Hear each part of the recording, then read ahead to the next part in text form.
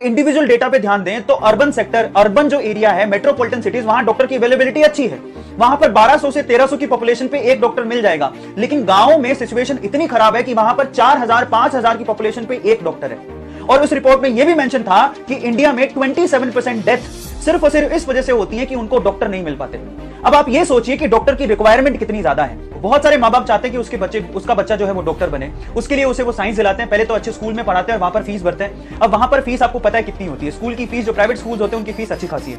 उसके बावजूद भी स्कूल में इतनी अच्छी पढ़ाई नहीं होती है, तो इन कॉम्पिटिटिव एग्जाम को देने के लिए उनको कोचिंग ज्वाइन करवाते हैं। और कोचिंग की फीस सालाना 1 लाख से 1.5 लाख 2 लाख रुपए चार्ज भी लेते हैं। अब ये इन्वेस्टमेंट पे स्कूल की फीस प्लस आप कोचिंग का चार्ज जोड़ लीजिए। उसके बाद भी साल भर की मेहनत के बाद जब नीट में क्वालिफाई कर पाता है और स्कोर अच्छा नहीं आता, यहां पर फर्क है। कई बच्चों को पता नहीं होगा, नीट में क्वालिफाई करने से आपको गवर्नमेंट सीट नहीं मिलने वाला। वो गवर्नमेंट सीट उन्हीं को मिलती है जो टॉप 10% में आते हैं, मतलब क्रीम। वो भी 10% में ज्यादा बोल रहा हूं, 5 से 7% में जो आते हैं उन्हीं को वो सीट मिली। बाकी बच्चे प्राइवेट कॉलेज की तरफ जाते हैं और वहां पर उन्हें बहुत भारी भरकम फीस भरनी पड़ती है। नीट के स्कोर का भी कुछ ज्यादा फर्क नहीं पड़ता। एंड आई वाज शॉक्ड जब मुझे ये मालूम पड़ा कि नीट स्कोर के बावजूद भी ये कॉलेजेस कितना चार्ज करते हैं। जरा सोचिए, इनकी फीस की रेंज है 3 लाख रुपए से लेकर 20 लाख रुपए पर एनम, जहां पर आप गवर्नमेंट कॉलेज में सिर्फ 4 लाख रुपए में 5 साल कंप्लीट एमबीबीएस कर सकते हैं। 4 लाख रुपए 5 साल के कंप्लीट। मैं मैक्सिमम रेंज बता रहा हूं क्योंकि बहुत सारे गवर्नमेंट कॉलेज की फीस भी 80,000 रुपए की पर एनम के करीब है। लेकिन प्राइवेट कॉलेज की फीस तो पर एनम पे शुरू ही 3 लाख रुपए से होती है और वो 20 लाख रुपए तक जाती है। और अगर आपका नीट का स्कोर बहुत कम है और फिर भी आप एमबीबीएस करना चाहते हैं तो डोनेशन सुन के आप हैरान रह जाएंगे। 20 से 50 लाख रुपए तक का तो डोनेशन है। उसके बाद आप सीट मिलेगी और उसके बाद आपकी एमबीबीएस की पर एनम की फीस आपको अलग से पे करनी है।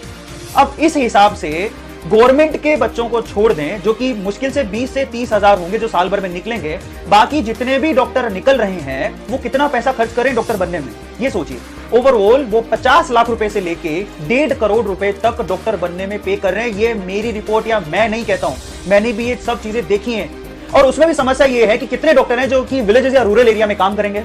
अब वो डिपेंड करेगा कि उन्होंने डॉक्टर बनने के लिए कितना पैसा खर्च किया। रूरल एरिया में हमें डॉक्टर्स की ज्यादा जरूरत है, एक्सपर्ट्स की ज्यादा जरूरत है, हम बात पहले समझ चुके हैं, क्योंकि वहां पर 4000 पे एक डॉक्टर है और ज्यादातर डेथ जो होती है वो रूरल एरिया में ज्यादा हो रही है।